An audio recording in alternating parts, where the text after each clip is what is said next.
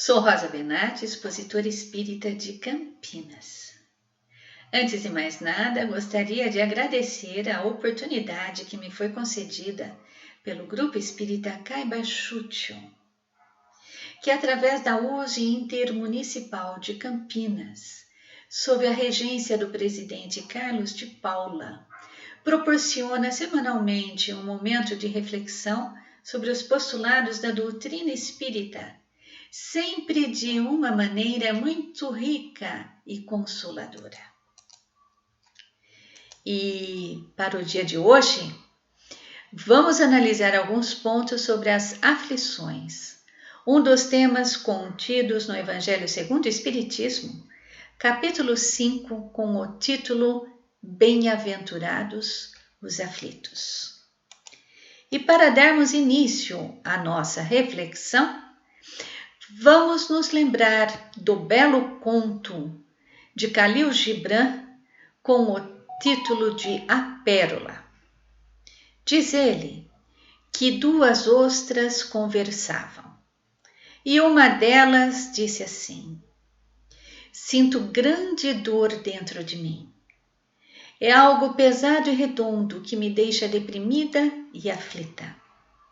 E a sua companheira respondeu com arrogância: bendito sejam o céu e o mar. Quanto a mim, não sinto dor alguma. Estou boa e sã, por fora e por dentro. E um caranguejo que passava por ali ouviu a conversa das duas e disse àquela que se sentia boa e sã, por fora e por dentro: sim, é verdade, você está boa e sã.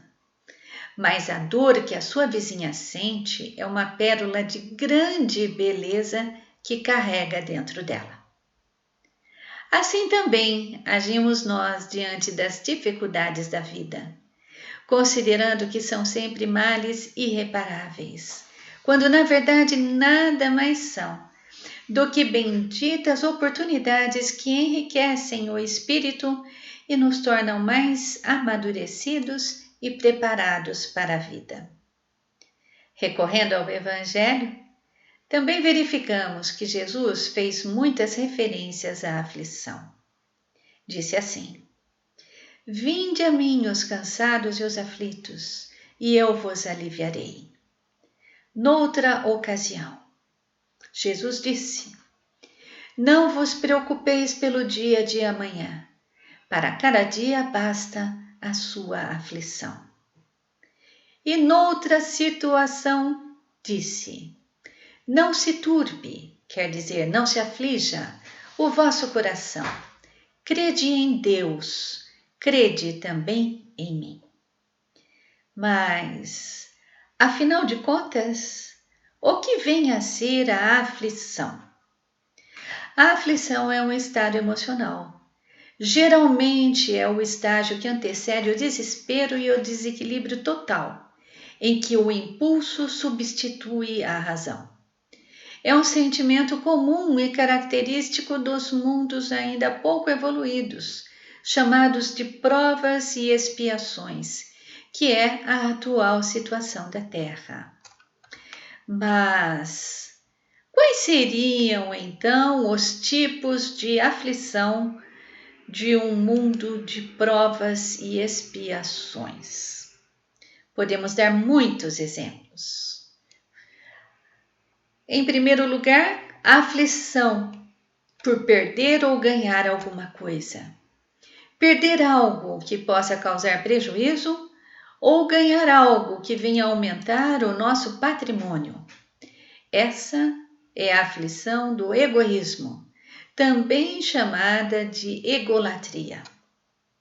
Temos também a aflição dos vícios, que se chama delinquência. A aflição da inveja, que se chama despeito. A da indisciplina, que se chama desordem. A da brutalidade, que se chama violência. A da sovinice, que se chama miséria. E como estas, ainda poderemos enumerar muitas outras, como a aflição da agressividade, que é a cólera, a do crime, que é o remorso, a do fanatismo, que é a intolerância, a da fuga, que é a covardia, do ciúme, que se chama desespero, e que cada criatura humana tem uma aflição que lhe é própria. Bem, mas podemos perguntar assim: será que a aflição, então, atrasa a nossa evolução? A aflição, embora seja um sentimento inferior, é a mola propulsora da evolução dos seres e sempre acompanha a todos nós. Por essa razão foi que Jesus disse: bem-aventurados os aflitos. Dependendo do seu tipo, ela pode acelerar, estacionar e comprometer ainda mais os débitos de quem a abriga. Acelera, quando através da aflição reconhecemos as nossas deficiências morais e buscamos corrigi-las. Estaciona, quando de aflição em aflição nos entregamos ao desânimo, sem nada fazer para melhorar. Pode também comprometer, quando deixamos a aflição evoluir para o desespero e praticamos um desatino. As aflições nascem dos instintos, que se tornam defeitos morais. Depois evoluem para os sentimentos até se transformarem em virtude. Aqui nós temos alguns exemplos. A aflição pelo cuidado do bem-estar com o semelhante, que teve a sua origem no egoísmo e pouco a pouco foi evoluindo para o altruísmo. Não é ainda uma virtude, mas um sentimento a caminho dela. Temos também a aflição de se achar incapaz de fazer alguma coisa de bom para o próximo, que na sua fase primitiva era chamada de pessimismo ou falta de confiança em Deus. Ou ainda, a preocupação em evitar sofrimentos alheios, que nasceu a partir de um sentimento de culpa. Neste ponto, a aflição denota que o ser já está despertando em si forças para o bem, pois já se preocupa em não causar prejuízo a alguém.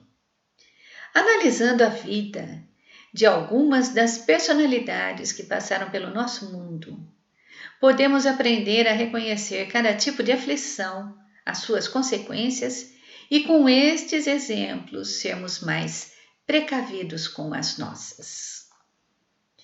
Quem é que não se lembra de Adolf Hitler? Ele era um simples auxiliar de cozinha no batalhão em que servia. Afligia-se pela posse do ouro, do poder, das glórias humanas. Lutou até chegar ao mais alto posto do seu país. Liderou a Alemanha e estendeu o seu domínio escravizando e subjugando outros povos. Por onde ele passou, deixou um rastro de sangue e de lágrimas. Seu desejo e aflição pelo poder o levaram à decadência moral e espiritual. O prestígio que sustentou durante anos acabou por perdê-lo em pouco tempo. Foi um vitorioso perante os dominadores do mundo, mas um derrotado diante de Deus. Como a aflição de Hitler, uma grande parte das aflições do mundo tem a sua origem na ambição desenfreada. Esta é a aflição ambição. Por isso é bom controlarmos os nossos desejos, para que não ultrapasse o limite do necessário, levando-nos a desajustes intermináveis. Um outro caso, diferente deste, mas também importante de ser analisado, é o de Santos Dumont, o pai da aviação. Santos Dumont era uma criatura muito sensível e muito responsável. Quando viu que o seu invento, o avião, foi utilizado para o mal, bombardeando as cidades durante a guerra, encheu-se da aflição culpa e acabou por se suicidar. Na realidade, o mal não estava no seu invento, mas sim no uso que os homens fizeram dele. A aflição culpa é o resultado do despertar da consciência, embora neste caso ele tenha se transformado em aflição desespero, levando-o a um desatino. A aflição e a dor estão caminhando sempre juntas. E quando analisamos esse tema, principalmente diante de tanta violência que se faz presente nos dias de hoje, vemos que tudo que nos cerca, como a natureza, o reino animal, o próprio homem, todo no mundo sofre. E apesar disso, aprendemos que o amor é a lei do universo e que foi por amor que Deus criou os seres. À primeira vista, isso parece uma terrível contradição, um problema angustiante que tem perturbado muitos pensadores, trazendo dúvidas e pessimismo que também são tipos de aflição. Mas, afinal de contas, por que existe a dor acompanhando a aflição? Basicamente, a dor é uma lei de equilíbrio e de educação. Sem dúvida, as falhas do passado recaem sobre nós e determinam muitas das condições da nossa vida atual. Muitas vezes, o sofrimento nada mais é do que o resultado das violações que cometemos. E como todos nós as temos, a dor é o agente de desenvolvimento, uma condição para o nosso progresso. A sua ação é benfazeja para quem sabe compreendê-la, mas somente podem entender quem já sentiu os seus efeitos benéficos. Os que não ainda atingiram esse grau se perdem nas aflições comprometedoras, maldizem a sua existência e se afastam de Deus. É muito difícil entender que o sofrimento é bom. Cada um gostaria de refazer e embelezar a vida à sua própria vontade, adorná-la com todos os deleites, sem pensar que não há bem sem esforço, nem ascendência sem suores. A dor física produz sensações, a dor moral produz sentimentos, tendo como início justamente a aflição. No nosso estágio, ainda é necessário sofrer para adquirir e conquistar. Nós vamos ver então que outros grandes pensadores já nos deixaram um princípio desse entendimento. Michelangelo adotou como norma de vida os seguintes preceitos: concentra-te e faze como o escultor faz a obra que quer aformosear. Tira o supérfluo, aclara o escuro, difunde a luz por tudo e não largues o cinzel. Nós vamos ver que com essa máxima, Michelangelo já enunciava o princípio da reforma íntima. Nossa alma é a obra, a estátua. As dificuldades são proporcionais à grandeza do nosso objetivo. Os excessos, o supérfluo, o escuro são as paixões, a matéria que muitas vezes nos fazem abandonar o objetivo no meio do caminho. E então Deus nos envia um auxílio, que é a dor, ou no caso, o cinzel. O cinzel cava as entranhas da pedra, desobstrói os caminhos, elimina os excessos, destrói o que é inútil ou ruim. E daquele mármore frio e informe, retira a princípio uma estátua ainda grosseira, que aos poucos, com muito cuidado, com muita concentração e trabalho, faz surgir a estátua viva, uma obra incomparável. Bem, Mas é importante que nós entendamos um pouco mais as causas das aflições, começando pelas causas atuais. E vamos verificar que o estado atual da evolução humana gera muitos sofrimentos que ainda são necessários, que se transformam em estágios mais agudos, que são as aflições, por muitas razões, sempre originadas nos sentimentos ainda mesquinhos que possuímos. As aflições de Hitler, de Santos Dumont, iniciaram-se na vida presente e as consequências aparecerão no futuro. O sentimento difere de pessoa para pessoa, está sempre de acordo com o estado evolutivo de cada um. Por essa razão, é muito importante aprendermos a reconhecer e aceitar as imperfeições dos outros. Por esta mesma razão, Jesus não condenou a Judas, mas antes o compreendeu e, mesmo conhecedor dos seus defeitos, atraiu-o para o seu apostolado, da mesma forma que a tantos outros envolveu e acolheu, qualquer que fosse o seu grau de entendimento e de compreensão da vida. Precisamos reconhecer que Judas, assim como os demais apóstolos, também beneficiou muitos aflitos durante as peregrinações com o Mestre.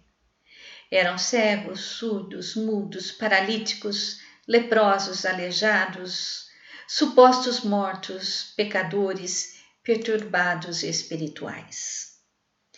Todo sentimento passa por um processo evolutivo até se transformar em virtude plena.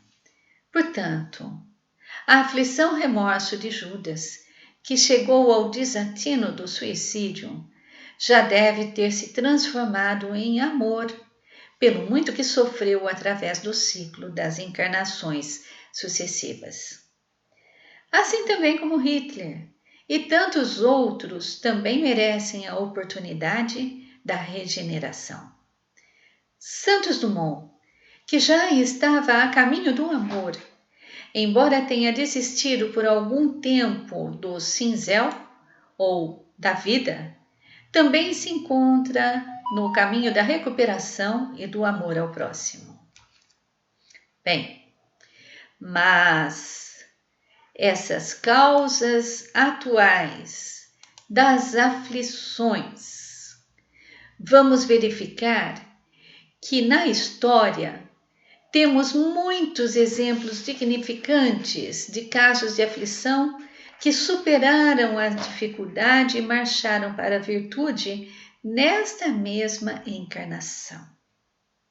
Um desses exemplos é Paulo de Tarso. Após converter-se ao cristianismo, ele se dedicou a vida toda a apoiar e divulgar o cristianismo que tanto tinha combatido no passado. A sua aflição começou com a morte de Estevão, que ele próprio tinha decretado, e se completou com a visão na estrada de Damasco, quando Jesus veio até ele e lhe disse: Saulo, Saulo, por que me persegues? Paulo sofreu, lutou, aprendeu, ensinou, curou, amou tão profundamente que chegou a declarar: não sou eu mais quem vive, mas o Cristo vive em mim. Esta foi uma aflição-renovação, pois se transformou a partir da aflição intransigência e foi considerado o vaso escolhido de Jesus. É esse o tipo de aflição que acelera a evolução, quando a criatura que a sente utiliza as suas energias para se reconstruir. Outro grande exemplo é Gandhi. Era um homem cheio de humanidade, amor, fé. Dizia sempre: de que vale a fé se não for convertida em ação? Por isso ele agia tão desassombradamente. Gandhi foi o mártir da não-violência. Afligiu-se muito ao ver o seu povo dominado pelos ingleses e padecendo dos horrores da miséria. De seu mesmo nada possuía, a não ser uma troca de roupa, um par de óculos, uma caneta tinteiro, um par de sandálias e uma cabra, que dela se utilizava o leite como seu alimento. Mesmo assim, logo depois de morto, a cabra foi reclamada por um homem que se identificou como seu verdadeiro dono e que apenas a havia emprestado a Gandhi. Vivendo a miséria na Índia, dizia: enquanto houver um irmão meu sofrendo privações, eu me nego a viver no conforto. Sua aflição o incentivou a lutar pacificamente, espalhando as sementes da paz e da paciência para toda a humanidade. Nós temos também outro grande exemplo de aflição-bondade na figura de Francisco de Assis, que tantos exemplos de amor ao próximo deixou para a humanidade. Quando retornou do Egito e do Oriente Médio, onde tinha ido pregar o Evangelho, encontrou a verba financeira toda destinada aos pobres, que tinha sido revertida em benefício do luxo e do conforto de mais afortunados. Afligiu-se muito com isso, mas não desistiu de lutar em favor dos necessitados. Um outro exemplo que ainda temos é a do doutor Bezerra de Menezes, tão conhecido nos meios espíritas. Bezerra de Menezes lutou muito para se formar em medicina no Rio de Janeiro.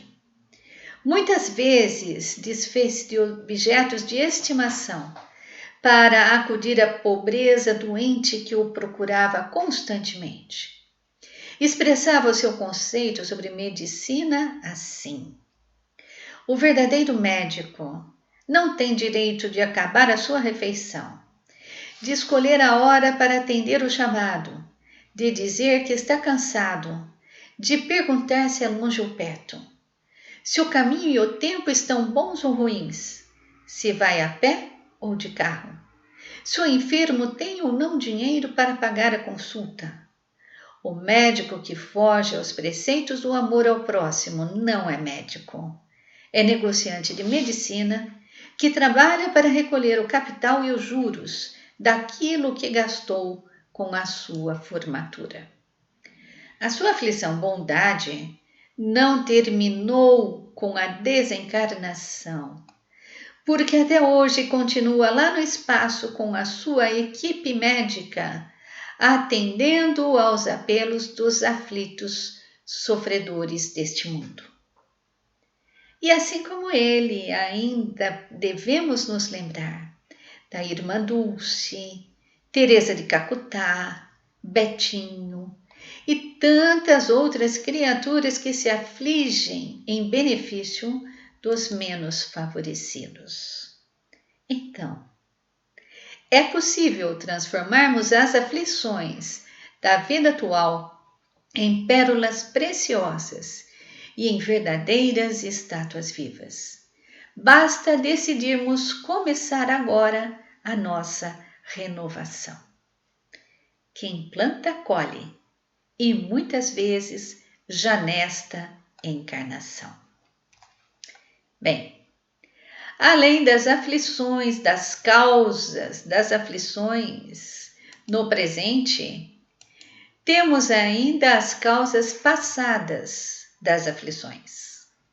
Quando não conseguimos identificar a causa das nossas aflições nesta vida, concluímos que os sofrimentos tiveram origem nas vidas passadas. Quando no mundo espiritual o tempo perde a duração e o espaço perde os limites. Para o espírito, as lembranças do passado unem-se às lembranças do presente e formam um todo inseparável.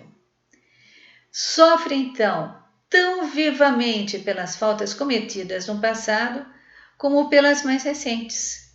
Por isso, muitas vezes pede uma encarnação rápida e dolorosa que resgate o passado para lhe amenizar as recordações amargas e aflitivas. Temos como consequência as doenças inevitáveis, as contingências do meio em que nascemos, os flagelos naturais, os acidentes não provocados e tantas outras situações. Kardec, no seu livro O Céu e o Inferno, nos dá muitos exemplos de vidas hoje em expiação como consequências de vidas anteriores. E um desses casos é o do menino Marcel, internado no asilo no interior da França, que ficou lá conhecido como a criança de número 4. Abrindo-se um parênteses neste ponto aqui, a prática de transformar doentes em números persiste até os dias de hoje e se estende por todos os países. É o ser humano em situações extremas, perdendo a sua identidade e se tornando simplesmente um número. Marcel tinha entre 8 e 10 anos de idade. Era judeu e de uma família muito pobre.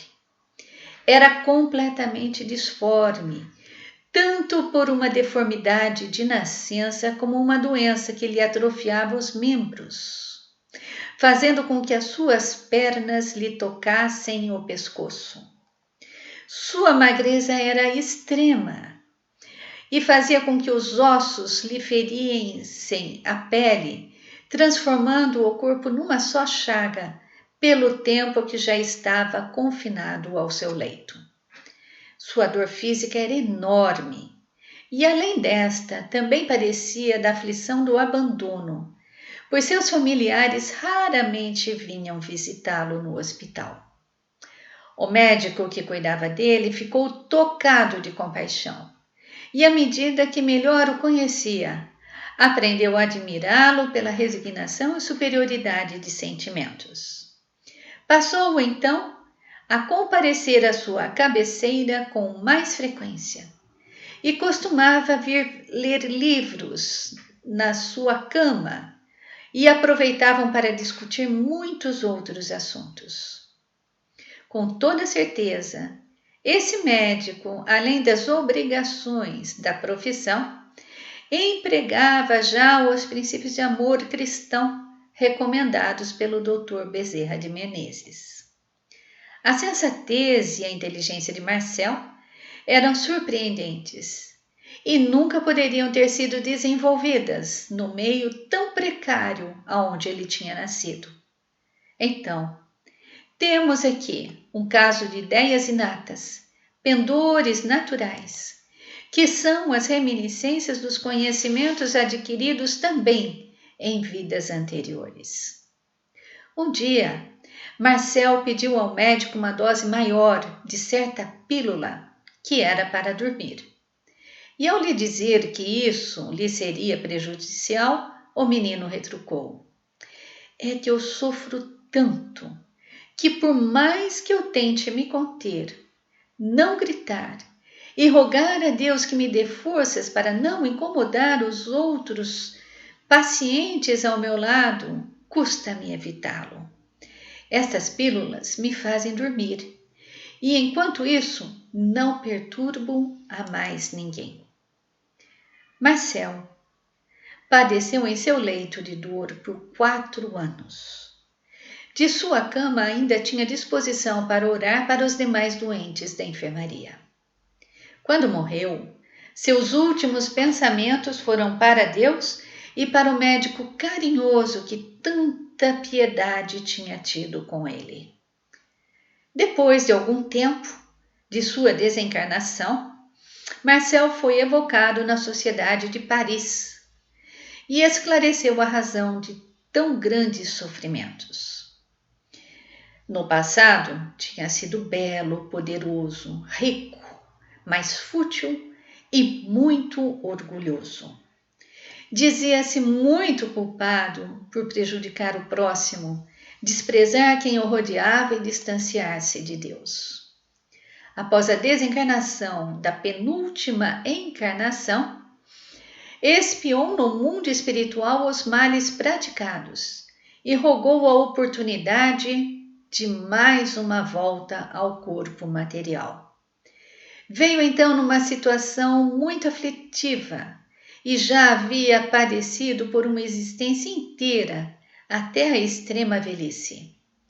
Pagou parte dos seus débitos, mas a sua aflição, arrependimento, era tão grande que o compelia a reentrar na carne ainda mais uma vez, como forma de completar o seu resgate, padecendo e servindo de exemplo de coragem e resignação aos outros sofredores. Esta havia sido a razão da sua existência tão curta e tão dolorosa, mas repleta de superioridade e grandeza de sentimentos. E muita gente pergunta: mas por que esquecer o passado? Muitas pessoas argumentam que se lembrassem do que praticaram nas vidas anteriores, poderiam melhor compreender a vida presente, enfrentar as adversidades e recuperar o que de mal haviam praticado. Mas a providência divina é muito sábia e o esquecimento é uma bênção no nosso atual estágio de evolução. A causa primeira do esquecimento é devida à própria matéria. Quando reencarnamos, nosso cérebro carnal, reduzindo as impressões espirituais a zero, não nos permite recordar das encarnações anteriores. Ficam então paralisadas, adormecidas em nossa memória e só serão reconstituídas mais tarde quando desencarnarmos, e mesmo assim, se forem muito convenientes. Ao lado dessa razão material, temos poderosas razões de ordem moral que impossibilitam a recordação do passado, como, por exemplo, o remorso de crimes antigos. Assim como há pessoas que erram dolorosamente hoje, é muito provável que tenhamos cometido desatinos nas vidas passadas. E assim, o arrependimento e o remorso voltariam a nos torturar, não nos deixando a consciência livre para repararmos o mal cometido. Uma outra situação para o esquecimento do passado é a presença de antigos desafetos. O amor é a força positiva que constrói e atrai. O ódio é a força negativa que destrói e dispersa. O ódio precisa se transformar em amor. E para que isso aconteça, os desafetos são colocados juntos, conosco, na presente encarnação, geralmente na mesma família. E se não existisse esse esquecimento, dificilmente haveria reconciliação. E os lares seriam verdadeiros ninhos insuportáveis de ódio e de desarmonia. Temos também a da situação atual ser diferente da anterior. Em cada encarnação, somos colocados em situações diferentes. Se nesta encarnação ocupamos um corpo torturado por moléstias incuráveis, ou deformado ou defeituoso, ao nos recordarmos que já tivemos um corpo perfeito, a dor seria muito maior, não é mesmo? Nossa situação atual também poderia ser superior à do passado. E a lembrança de um passado humilde em contraste com a grandeza do presente daria ensejo ao orgulho, comprometendo a realização do que nos propusemos a fazer nesta. Temos ainda a saudade de entes queridos. Nem sempre estamos reunidos nesta encarnação aos nossos entes mais queridos. Podemos reentrar num ambiente estranho, onde iremos conquistar novos amigos, entregando-nos a tarefa da redenção. E a saudade dos entes queridos, dos quais estamos agora afastados, faria muito chorar os nossos corações. Mas também temos outro fator, a rotina. Ainda somos muito rotineiros. Se nos lembrássemos do passado, seríamos levados a viver do mesmo modo hoje, como já fizemos no passado. Poderíamos até mesmo estacionar, sem procurar novos campos de ação, e nos acomodaríamos na rotina. Bem, e daí perguntamos, mas o que nós podemos fazer diante das aflições? Como devemos nos preparar para o futuro, considerando a presença constante das aflições nas nossas vidas?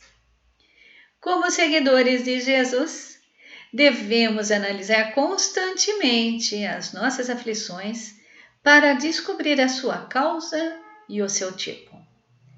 Devemos sinceramente identificar se a sentimos de uma forma positiva ou se ainda nos afligimos movidos por interesses egoístas. Às vezes, a causa da aflição reside numa imperfeição nossa e que precisa ser corrigida. Suportando as aflições menores da estrada, estaremos evitando as aflições maiores da vida. Por menores que sejam as nossas imperfeições, precisamos eliminá-las, porque estas são as sementes que germinarão um dia, transformando-se em frutos de aflições comprometedoras. Como tudo na vida tem uma finalidade, as privações nos fazem mais prudentes. As enfermidades despertam as forças da alma. A desencarnação de um familiar nos aproxima mais da fé e de Deus.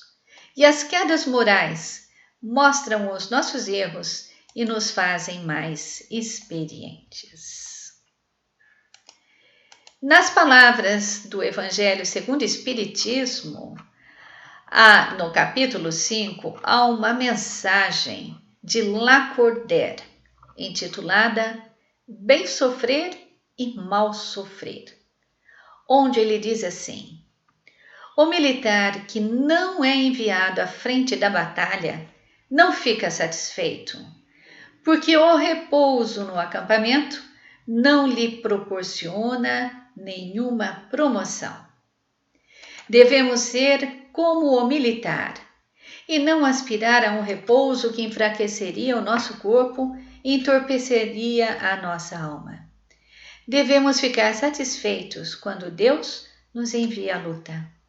Essa luta não é o fogo das batalhas, mas as amarguras da vida, onde muitas vezes necessitamos de mais coragem que num combate sangrento, pois aquele que enfrenta firmemente o inimigo poderá cair sob o impacto de um sofrimento moral. E também precisamos nos lembrar de Jesus, que nos faz um convite: vinde a mim, todos vós que estáis aflitos e sobrecarregados, e eu vos aliviarei. Tomai sobre vós o meu jugo e aprendei de mim, que sou manso e humilde de coração. E achareis descanso para as vossas almas, porque o meu jugo é suave e leve o meu fardo. Bom, mas e o o que vai acontecer quando nós atendermos esse convite de Jesus? Será que ficaremos livres do sofrimento? Será que podemos jogar fora a nossa cruz? Será que vamos sacudir o jugo da nossa vida? Não. O homem continuará a carregar a sua cruz, mas fará a surpreendente descoberta de que ela é bem suave. O peso da vida terrestre continuará, mas será bem mais leve, e será nessa leveza que o homem encontrará alívio e descanso. E para finalizar, queremos aqui deixar uma receita. É a receita contra as aflições da dona Ana Gonçalves, uma anciã de 84 anos, que já ao final da vida, mas mostrando tanta alegria e sendo perguntada de onde vinha tanta tranquilidade diante das aflições da vida, deu essa receita, que é assim, tome nota, tome 12 meses completos. Limpe-os cuidadosamente de toda amargura, ódio e inveja. Corte cada mês em 28, 30 ou 31 pedaços diferentes, mas não cozinhe todos ao mesmo tempo. Prepare um dia de cada vez com os seguintes ingredientes: uma parte de fé, uma parte de paciência, uma parte de coragem e uma parte de trabalho. Junte a cada dia uma parte de esperança, de felicidade e de amabilidade. Misture bem com uma parte de oração, uma parte de meditação e uma parte de entrega. Tempere com uma dose de bom espírito, uma pitada de alegria, um pouco de ação e uma boa medida de humor. Cozinhe tudo num recipiente de amor. Cozinhe bem, ao fogo de uma alegria radiante. Guarneça com um sorriso e sirva sem reservas. Muito obrigada e que possamos nos reencontrar em breve.